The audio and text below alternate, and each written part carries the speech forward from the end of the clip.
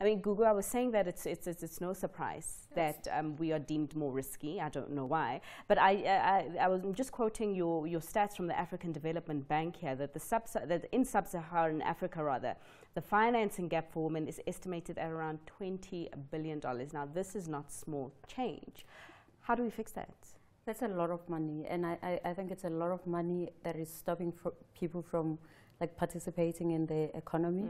And if we know that there's as many women as there are men, then we're missing out on people who can create jobs in this country, but also on our continent. So what I think is important is that we look at how women can empower themselves. Let's not look necessarily at how other people can empower women, but how women can empower themselves and collaborate and work together to ensure that they then look for opportunities for themselves, but they are also prepared for the opportunities that come their way. And one way of doing that is finance, obviously. All right. So, Gugu, I mean, you've highlighted three things that we can do to essentially, as women, bridge this gap. Invest in knowing your industry. So what do you mean by that, and how will this address the financing gap? I think one of the challenges that women pick up is that they fear failure. So when you know your industry, you're more confident in terms of, I can do this business. So invest in knowing the industry, but also invest in knowing what are the biases in that industry that are stopping women from going into it. What are the challenges that women face in that industry, so that you can then make sure that you know how to respond to them and you mitigate those risks that come with entering that industry. For instance, if you look at construction and you don't see a lot of women in construction, why don't you see a lot of women in construction? Maybe because we don't want to get dirty. We don't want to get dirty, but we also work with a lot of men in construction, right, who are the workers. And how do your workers treat you as a female boss when it comes to an industry like construction? And therefore, how do you prepare yourself as a female entrepreneur for that particular situation? Okay, so investing in yourself, collaborating with other women, but how does that work? Because, I mean, are these not the same women who are also struggling to get access to money? We're all struggling, right? But some of us have had more experience than others.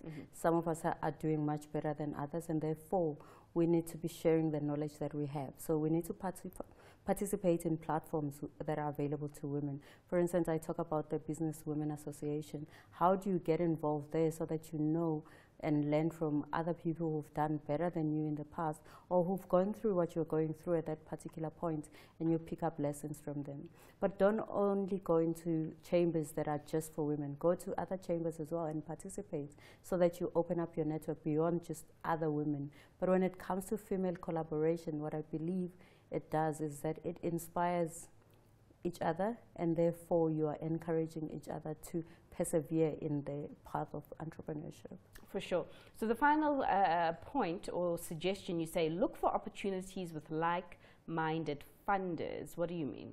I think when it comes to financing, people just look for a financier and approach them. They don't necessarily look at the criteria. Do I qualify for this criteria? So for women, I think you can approach any funder in terms of the industry that you're in, but it would be much more useful as well to approach funders that fund women specifically, because they've done their research and they know what are the areas that are important to women. Is it mentorship?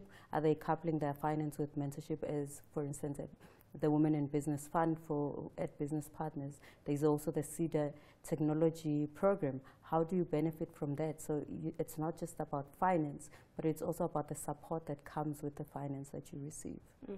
Gugu, I mean, I do know that a lot of the big banks specifically are trying to make headways in increasing financial inclusion. Definitely. I mean, not only to women, some argue even to a small business, or some argue to black people. But from your perspective and your experience, are they doing enough, particularly when it comes to financing female entrepreneurs? I think we can never do enough if we hear about the African Bank talking about 20 billion rands, $20 billion.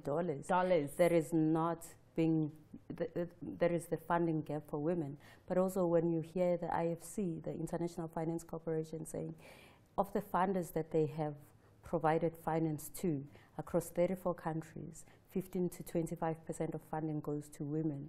That shows that there's a lot of space for growth. There's a lot of space for funding even more women. And I think banks are available, different financiers are available. The key is that they need to make sure that they package their products so that they appeal to women, but also they need to appeal to women in terms of how they communicate with them and who services those women. And it has to be people who are experienced in terms of how do you support a female entrepreneur. I'm not saying that female entrepreneurs are different in certain ways that put them in a disadvantage. But what are the key things that make women thrive? And therefore you need to take advantage of those and enhance them as a financier.